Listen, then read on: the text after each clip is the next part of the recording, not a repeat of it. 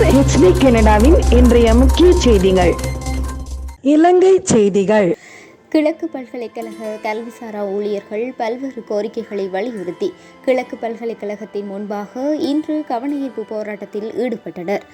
அரசே மாதாந்திர இழப்பீட்டுத் தொகையை அதிகரி, பயனுள்ள ஓய்வூதிய திட்டத்தை அமுல்படுத்து, பல்கலைக்கழக சமூகத்திற்கு பொது காப்புறுதி முறைமையை நடைமுறைப்படுத்து, ஏற்றுக்கொள்ளப்பட்ட 107% சம்பள அதிகரிப்பை பல்கலைக்கழக ஊழியர்களுக்கு வழங்கு போன்ற வாசகங்கள் பதாகைகள் அடங்கியவாறு கோஷங்களை எழுப்பியவாறும் ஊழியர்கள் ஆர்ப்பாட்டத்தில் ஈடுபட்டனர். பல்கலைக்கழக போதனைசாரா ஊழியர்கள் முன்னெடுக்கும் தொடர் பணி பகிஷ்கரிப்பு காரணமாக பல்கலைக்கழக கல்வி நடவடிக்கைகளில் ஏற்படும் பாதிப்புகளுக்கு பல்கலைக்கழக மானியங்கள் ஆணைக்குழுவும் அரசாங்கமுமே பொறுப்பேற்க வேண்டும் என கிழக்கு பல்கலைக்கழக ஊழியர்கள் தெரிவித்துள்ளனர். அனைத்து பல்கலைக்கழக தொழிற்சங்க கூட்டுக்குழுவின் தீர்மானத்திற்கு அமைய பந்தாரமுடையில் அமைந்துள்ள கிழக்கு பல்கலைக்கழக பிரதான வளாகம் முன்பாக இந்த ஆர்ப்பாட்டம் நடைபெற்றது. வாழ்க்கை செலவு சம்பளத்தில் மாற்றமில்லை, சம்பளத்தில் மாற்றமில்லை. வடக்கிலே பைசரிப்போம்,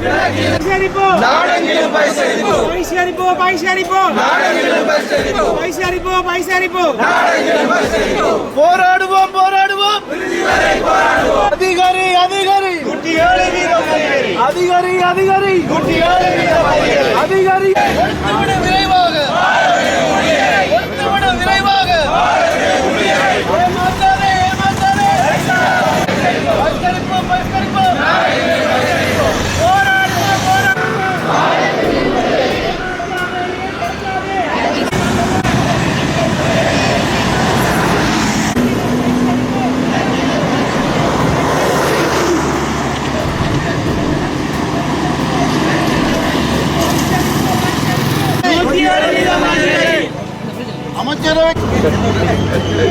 அனைவருக்கும் வணக்கம். இது கிழக்கு பல்கலைக்கழக ஊழியர் சங்கத்தின் தலைவர் ஏகாம்பரம் ஜெகராஜ். உங்களுக்கு தெரியும், இன்றைக்கு அனைத்து பல்கலைக்கழக போதனை சாரா ஊழியர்களும் 44வது நாளாக இன்றைய தினம் எங்களுடைய ஜனநாயக ரீதியிலான போராட்டத்தை நடத்தி கொண்டிருக்கின்றோம், எங்களுடைய அடிப்படை உரிமைகளை கேட்டு. ஆனால் இந்த அரசாங்கம் எங்களுடைய கோரிக்கைக்கு இத்தவரையில் செவி சாய்த்ததாக தெரியவில்லை.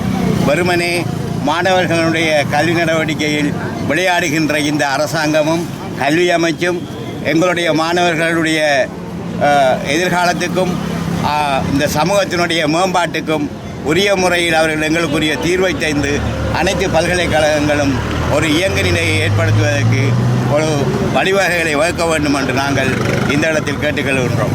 அண்மையிலே கல்வி ராஜாங்க அமைச்சர் அவர்கள் பேச்சுவார்த்தை நடத்தி உங்களுக்கு ஒரு உடன்பாடான ஒரு விடயப்பரப்புக்கு வந்திருந்து கடைசியாக எல்லாத்தையும் ஒரு கோமாடித்தனமான வகையிலே இப்போது எங்களிடம் காசு இல்லை என்று தெரிந்தால் நீங்கள் பேச்சுவார்த்தைக்கு வந்து எங்களுடன் உடன்பாட்டுக்கு வந்தீர்கள். எனவே சின்னத்தனமான இப்படி செயல்பாட்டை பல்கலைக்கழகங்கள் மானியங்கள் ஆணைக்குழுவும் நாங்கள் ஒரு சாராருக்கு மட்டுமல்லாமல் மாணவர்கள், கல்விசார் ஊழியர்கள், கல்விசாரா ஊழியர்கள் அனைவருக்கும் தலைமை தாங்கக்கூடிய அந்த பல்கலைக்கழக மானியங்கள் ஆணைக்குழுவின் தலைமை சரியான முறையில் சரியான முடிவை எடுக்க வேண்டும். அல்லாது போகும் பட்சத்தில் எங்களுடைய போராட்டம் இறுதி வரை நாங்கள் நடத்துவதற்கு தீர்மானித்திருக்கின்றோம்.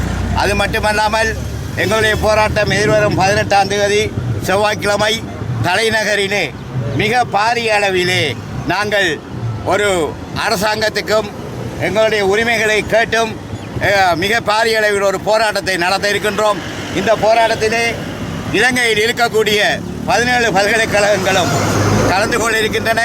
கிழக்கு பல்கலைக்கழக ஊழியர் சங்கமும் எங்களுடைய தார்மீக பங்களிப்பை செய்வதற்கு நாங்கள் தயார்படுத்தி கொண்டிருக்கின்றோம். அந்த போராட்டம் நிறைவடைந்ததும் அடுத்த நாள் புதன்கிழமையிலிருந்து நாங்கள் தொடர்ச்சியான சத்தியாகிரக முறையிலான போராட்டத்தை நடத்தவும் தீர்மானித்திருக்கின்றோம் என்பதை தெரிவித்துக் கொண்டு எங்களுடைய போராட்ட வடிவங்கள் மாறினாலும் போராட்டம் தொடரும் என்பதனை கூறி விடைபெற்றுச் செல்கின்றேன். நன்றி, வணக்கம். கிழக்கு பல்கலைக்கழக ஊழியர் சங்கத்தின் செயலாளர். கடந்த 2018ஆம் ஆண்டிலிருந்து ஏமாற்றப்பட்டு கொண்டிருக்கின்ற கல்விசாரா ஊழியர்கள் கடந்த தொடர்ச்சியான மே மாதம் 2ஆம் தேதியிலிருந்து இந்த 40 நாள் தொடர்ச்சியான வேலைநிறுத்த போராட்டத்தில் நாங்கள் ஈடுபட்டு கொண்டிருக்கின்றோம். ராஜாங்க அமைச்சர் இடையில் குறுக்கிட்டு 400 மில்லியன் உங்களுக்காக ஒதுக்கப்பட்டுள்ளது. எனவே உங்களது போராட்டத்தை கைவிடுங்கள். மீதி எங்களுக்கு தர வேண்டிய 15% மீதியினை நாங்கள் அடுத்த வருஷ பட்ஜெட்டில் தருவோம் என்று கூறியிருந்தார். ஆனால் கடந்த 13ஆம் தேதி நடைபெற்ற அமைச்சரவை பத்திரத்தில் எங்களது மெமோ எடுத்துக்கொள்ளப்படவில்லை. இவ்வாறு பார்லிமெண்டிலும் அவர் கூறுகின்றார், ஒரு 2 கிழமைகளில் நாங்கள் இதை தீர்த்து தருவோம் என்று. ஆனால் இதுவரையும் பொய் சொல்லி எங்களை கல்விசாரா ஊழியர்களை ஏமாற்றி கொண்டிருக்கின்றார்கள்.